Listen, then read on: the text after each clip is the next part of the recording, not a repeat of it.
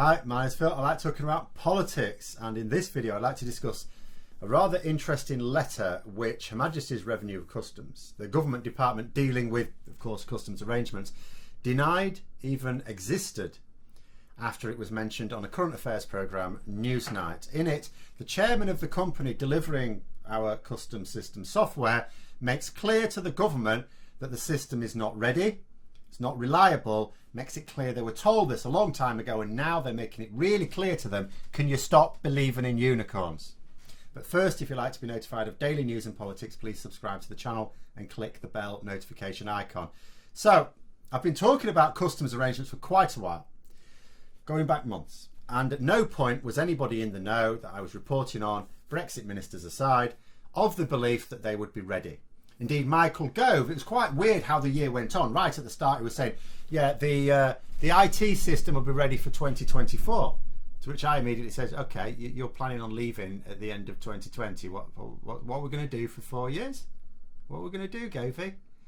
And then it sort of changed, oh, this is going to be ready. And then it wasn't going to be ready, but it might be. And then it was, this bit will be ready for January, and then this other bit will be ready for July. We had the letter from Liz Truss, if people remember that, a few months ago, to Gove and Sunak going, we're in trouble here. Can you give me a guarantee these systems are going to be in place? I think she got into trouble for that because it got leaked. Not for much writing the letter, but the fact it got leaked, and I think she was blamed for the leak. And now we've got this letter. And so it's from Peter McSwiney, I think. So it's pronounced as only one name. Chairman of ASM UK Limited. Now, this is the company where some of the software needed to manage our post-Brexit customs clearance has been produced. And it's a letter written to Jim Harrott, who's the most senior official at HM Revenue and Customs. And the contents of the letter, as I say, denied by the government. Here they are. Let's go through it. So, very quickly, the first paragraph. This is actually really interesting.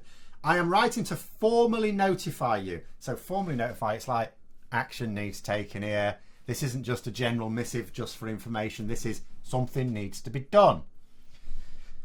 To notify you, ASM, which is their company, will not be offering a software solution using CDS, which is Customs Declaration Service, for shipments to and from Northern Ireland. Right, at the moment, of course, I mean, it should be at any time, but at the moment, with Joe Biden, President-elect, anything to do with trade with Northern Ireland is of the utmost importance. Should be anyway, goes without saying, but now. So, what the government wanted in place to deal with trade for Northern Ireland isn't going to be. You will be aware that the original plan for CDS migration and the subsequent shutdown of Chief. Now, Chief is the customs handling of import and export freight. So the way it works at the moment we have Chief. That's the system for dealing with that trade. The government wanted it shut down and replaced with this CDS. And that was supposed to be in place for September. In fact, I'll read the rest of it because it tells about that here. The subsequent shutdown Chief was scheduled for September 2020. After extensive meetings, blah, blah, blah, it was realised and accepted that this date was totally unachievable and a realistic, albeit challenging date was for the end of 2021. And even this was likely to slip. So what we're talking about here is the shiny solution that the government are plugging as dealing with that trade for Northern Ireland, which maintains the integrity of the Good Friday Agreement and also ferries in this unicorn idea of frictionless trade between Britain and Northern Ireland as well, whilst having Britain in a different customs arrangement to Northern Ireland. The solution cannot be put in place, not at the start of next year, not even at the end of next year. They're saying it might be possible at the end of next year, but we don't believe it is. But there is a greater than zero probability that it will, but that probability is still less than 50%. The date was conditional on the CDS programme delivering some functions and changes in agreed timescales, but not all of these milestones were met. In other words, it was contingent to a whole line of ducks, not all of which was present and correct. While some organisations may have been able to accelerate the timescales, not everyone has been able to do so, and there are significant sectors of trade that will not be ready for January the 1st. Again, you know, there's an awful lot of organisations, like it's alluded to here, involved in this process, all doing their stuff separately, and it's all supposed to be cobbled together into a working system. Not all of them are going to be able to have done that work on time, and that is indeed what's happened. Because bear in mind, I've talked about this for a while now. The government are constantly saying to businesses, you need to sort yourself out. You're not sorting yourself out. You've got to be ready for the changes. Get yourself ready for the changes. You're going to cause a mess. And it's like, well, they were supposed to be. How are they going to get ready for the changes when the system that they need to use doesn't exist? They need to practice using it. They need to skill themselves up on it. And this letter talks about that as well. And it was, this part was supposed to be in place for September, like it says in the letter. I've reported this in the past as well. Wasn't out for September. And I'll tell you another thing, it's not out now. And I'll tell you another thing, it's not going to be out this year. And according to this letter, probably not going to be out next year either, when we'll have left the transition period. And you know, and again, the quote from that paragraph, this date was totally unachievable. They've already known this for some time. Totally unachievable. Again, they're not phrasing it as it turned out we weren't able to do it. You know, it was a bit of a stretch anyway. We'd give it a go. Totally unachievable suggests we bloody told you at the start. I mean, anyone who's been involved in any sort of project management at any level, I've not been involved in anything at this level, but everyone, you know, you work, you'll be involved in some sort of planning. And you know how it is sometimes when you will tell a manager straight that what they are planning is not going to work. And I'll tell you what this sounds like. This, and I've been in this position many times. You know how a lot of managers like to get a general agreement. I'd like to get general agreement going forward. Basically, they want everyone to sort of agree on a position. Everyone knows that the senior manager in charge of it gets to say which way you go. I understand that. I will say my piece. But at the end of the day, you know, the superior person in charge is the one you follow. They make the decision. Fair enough. You just go with that. You've had your say. But they like to get agreement. The reason they like to get agreement is because when it all goes tits up, they want to have collective responsibility. And then that's not how it works with me. It's got me into trouble in the past as well. So how it works with me is like, I will do that. If you're making a decision, I will do this, but I will explain to you what the consequences are. And when these consequences hit, it'll be on you because I warned you about it. And then when it does happen, I come in with my I told you so banner, beaming in the meeting. Told you this would happen. This sounds like that letter to me. I recognise it. And the next bit, so I don't want to go on too much on this. It says, when it was announced that CDS was the intended solution for delivery of the Northern Ireland Protocol. So again, the language here, and it makes it clear later in the letter, this company does not believe that CDS was the best solution. This is the government saying, I want this shiny thing. They drew a picture for this company to make, and what they drew was a unicorn. When it was announced that CDS was the intended solution for delivery of the Northern Ireland Protocol and would be required to go live on the 1st of January 2021, we undertook a review of our readiness for that date. We established that with an amount of de-scoping, don't know what that is, it was possible, I suppose that means taking your eye off other projects, we could have a rudimentary solution available for supplementary import declarations towards the end of the year. We had no possibility of inventory-linked import or export functionality being available, as there were and are significant gaps in some aspects of required functionality from both the CSPs and the core HMRC CDS system. So in other words, the other agencies that are involved here, your systems don't have the capacity to let us deliver. Even if we built this solution for you, your system cannot run it. Do you know what that sounds like? That sounds like tracers using an archaic version of Excel to store, you know, testing data on, and then running out of rows, and then you lose a load of data. That's what that sounds like.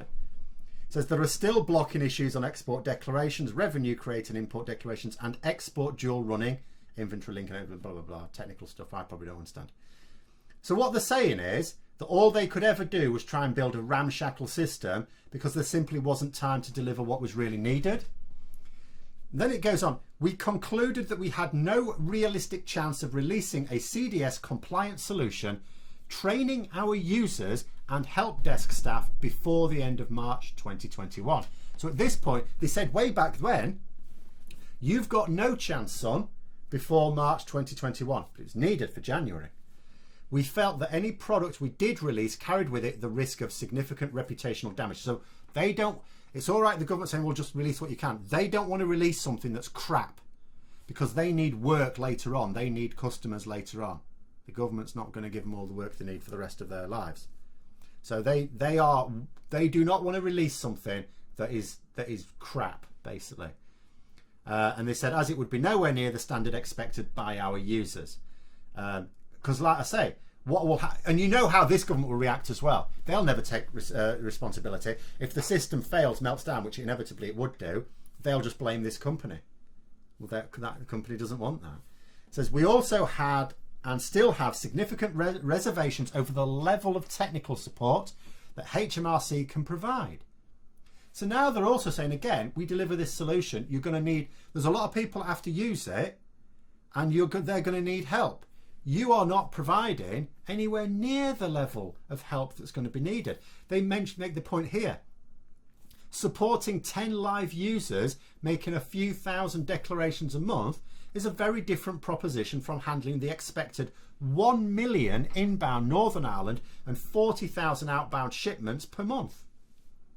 They're basically saying here to the government, you don't seem to understand the scale of the issue here. You fund it, and again, I recognise this, I've had these conversations before. You do not understand what you're asking various agencies to do. You have no concept of the scale of this situation. And this company, this isn't like one of their dodgy PPE contracts, you know. This company actually designs these sorts of software. This is not new to them. They know what they're talking about. And I'll go to skip to the last bit here. It says, taking all of this into consideration, we consider that there is a totally unacceptable level of risk in mandating CDS and not having any workable contingency plans. In other words, this system comes out, it ain't going to be ready. When it melts down, you ain't got a backup plan. It says there is no benefit to trading using CDS. So in other words, they shouldn't have used that in the first place. It was a political solution. They said here, it is a decision based on the requirement to operate the UK and EU tariff concurrently and the requirement to supply the EU with surveillance data. The spectre of paralysing the whole Northern Ireland's trade movements is real. We sort of knew, you could sort of see the tangent there, but now we've got someone who knows what they're talking about and is actually involved in this project talking about Northern Ireland trade being paralysed.